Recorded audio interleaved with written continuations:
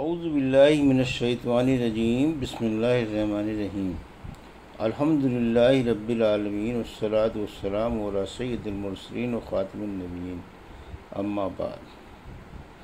صحیح بخاری باب کتاب الاجارہ حدیث نمبر 2268 اردو ترجمہ۔ آدھے دن کے لیے مزدور لگانا جائز ہے؟ ہم سے سلیمان بن حرب نے بیان کیا، ان سے حماد بن زید نے بیان کیا، ان سے ایوب سختیانی نے، ان سے نافع نے، ان سے ابن عمر رضی اللہ عنہ نے کہ نبی کریم صلی اللہ علیہ وسلم نے فرمایا، تمہاری اور یہود و نصارہ کی مثال ایسی ہے کہ کسی شخص نے کئی مزدور کام پر لگائے اور کہا کہ میرا کام ایک قیراط پر صبح سے دوپہر تک کون کرے گا؟ اس پر یہودیوں نے صبح سے دوپہر تک اس کا کام کیا۔ پھر اس نے کہا کہ آدھے دن سے عصر تک ایک قیراط پر میرا کام کون کرے گا؟ چنانچہ یہ کام پھر نصارہ نے کیا۔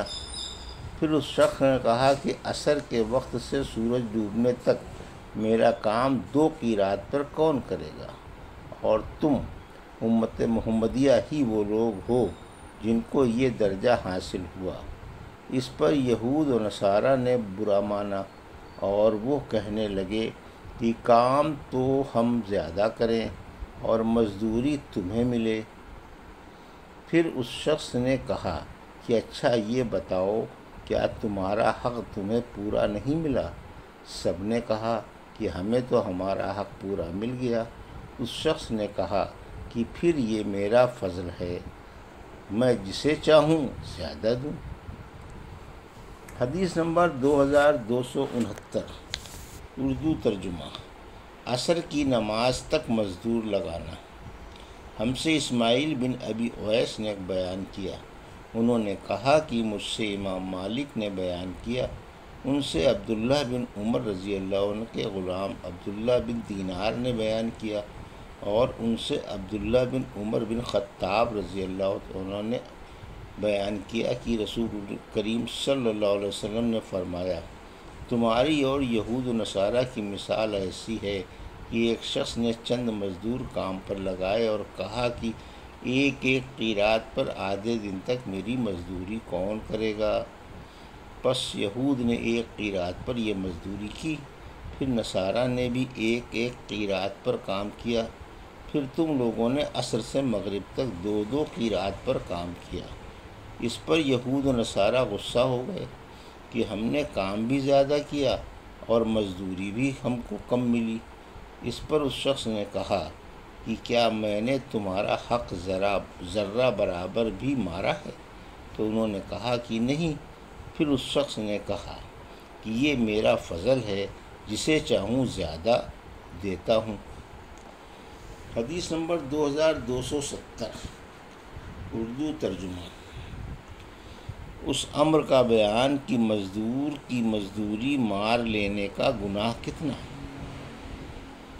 ہم سے یوسف بن محمد نے بیان کیا، کہا کہ مجھ سے یحییٰ بن سلیم نے بیان کیا، ان سے اسماعیل بن امیہ نے، ان سے سعید بن ابی سعید نے، اور ان سے ابو ہریرہ رضی اللہ عنہ نے کہ نبی کریم صلی اللہ علیہ وسلم نے بتایا کہ اللہ تعالیٰ کا فرمان ہے کہ 3 قسم کے لوگ ایسے ہیں کہ جن کا قیامت میں خود مدعی بنوں گا۔ ایک تو وہ شخص جس نے میرے نام پر عہد کیا اور پھر وعدہ خلافی کی، دوسرا وہ شخص جس نے کسی آزاد آدمی کو بیچ کر اس کی قیمت کھائی، اور تیسرا وہ شخص جس نے کسی کو مزدور کیا، پھر کام تو اس سے پورا لیا لیکن اس کی مزدوری نہ دی۔ حدیث نمبر 2271 اردو ترجمہ۔ عصر سے لے کر رات تک مزدوری کرانا۔ ہم سے محمد بن علاء نے بیان کیا، کہا کہ ہم سے ابو اسامہ نے بیان کیا، ان سے یزید بن عبداللہ نے، ان سے ابو بردہ نے، اور ان سے ابو موسیٰ اشعری رضی اللہ عنہ نے کہ نبی کریم صلی اللہ علیہ وسلم نے فرمایا، مسلمانوں کی اور یہود و نصارہ کی مثال ایسی ہے کہ ایک شخص نے چند آدمیوں کو مزدور کیا کہ یہ سب اس کا ایک کام صبح سے رات تک مقررہ اجرت پر کریں۔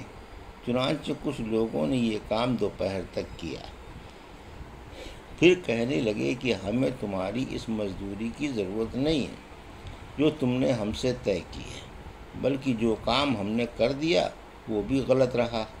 اس پر اس شخص نے کہا کہ ایسا نہ کرو، اپنا کام پورا کرو اور اپنی پوری مزدوری لے جاؤ۔ لیکن انہوں نے انکار کر دیا اور کام چھوڑ کر چلے گئے۔ آخر اس نے دوسرے مزدور لگائے اور ان سے کہا کہ باقی دن پورا کر لو تو میں تمہیں وہی مزدوری دوں گا جو پہلے مزدوروں سے طے کی تھی۔ چنانچہ انہوں نے کام شروع کیا، لیکن عصر کی نماز کا وقت آیا تو انہوں نے بھی یہی کہا کہ ہم نے جو تمہارا کام کر دیا ہے وہ بالکل بیکار رہا، وہ مزدوری بھی تم اپنے پاس ہی رکھو جو تم نے ہم سے طے کی تھی۔ اس شخص نے ان کو سمجھایا کہ اپنا باقی کام پورا کر لو، دن بھی اب تھوڑا ہی باقی رہ گیا ہے، لیکن وہ نہ مانے۔ آخر اس شخص نے دوسرے مزدور لگائے کہ یہ دن کا جو حصہ باقی رہ گیا ہے اس میں یہ کام کر دیں۔ چنانچہ ان لوگوں نے سورج غروب ہونے تک دن کے بقیہ حصے میں کام پورا کیا، اور پہلے اور دوسرے مزدوروں کی مزدوری بھی سب انہی کو ملی۔ تو مسلمانوں کی اور اس نور کی جس کو انہوں نے قبول کیا یہی مثال ہے۔ حدیث نمبر 2272 اردو ترجمہ۔ اگر کسی نے کوئی مزدور کیا اور وہ مزدور اپنی اجرت لیے بغیر چلا گیا، پھر مزدور کی اس چھوڑی ہوئی رقم یا جنس سے مزدوری لینے والے نے کوئی تجارتی کام کیا، اس طرح وہ اصل مال بڑھ گیا، اور وہ شخص جس نے کسی دوسرے کے مال سے کوئی کام کیا اور اس میں نفع ہوا، ان سب کے بارے میں کیا حکم ہے؟ ہم سے ابو الیمان نے بیان کیا، انہوں نے کہا کہ ہم کو شعیب نے خبر دی، انہیں زہری نے خبر دی، ان سے سالم بن عبداللہ نے بیان کیا، ان سے عبداللہ بن عمر رضی اللہ عنہ نے بیان کیا کہ میں نے نبی کریم صلی اللہ علیہ وسلم سے سنا، آپ صلی اللہ علیہ وسلم نے فرمایا کہ پہلی امت کے 3 آدمی کہیں سفر میں جا رہے تھے۔ رات ہونے پر رات گزارنے کے لیے انہوں نے ایک پہاڑ کے غار میں پناہ لی اور اس میں اندر داخل ہو گئے۔ اتنے میں پہاڑ سے ایک چٹان لڑکی اور اس نے غار کا منہ بند کر دیا۔ سب نے کہا کہ اب اس غار سے تمہیں کوئی چیز نکالنے والی نہیں، سوائے اس کے کہ تم سب اپنے سب سے زیادہ اچھے عمل کو یاد کر کے اللہ تعالیٰ سے دعا کرو۔ اس پر ان میں سے ایک شخص نے اپنی دعا شروع کی کہ اے اللہ، میری ماں باپ بہت بوڑھے تھے اور میں روزانہ ان سے پہلے گھر میں کسی کو بھی دودھ نہیں پلاتا تھا، نہ اپنے بال بچوں کو اور نہ اپنے غلام وغیرہ کو۔ ایک دن مجھے ایک چیز کی تلاش میں رات ہو گئی اور جب میں گھر واپس ہوا تو وہ میرے ماں باپ سو چکے تھے۔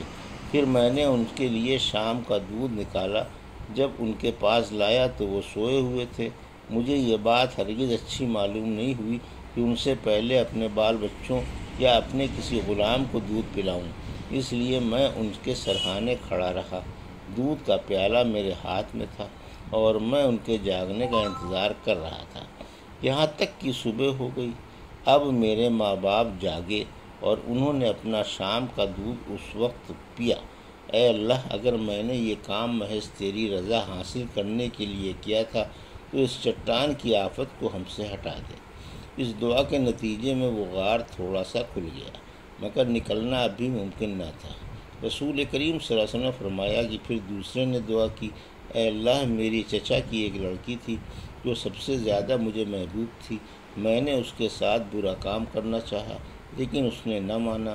اس زمانے میں 1 سال قحط پڑا تو وہ میرے پاس آئی، میں نے اسے 120 دینار اس شرط پر دیے کہ وہ خلوت میں مجھ سے برا کام کرائے، چنانچہ وہ راضی ہو گئی۔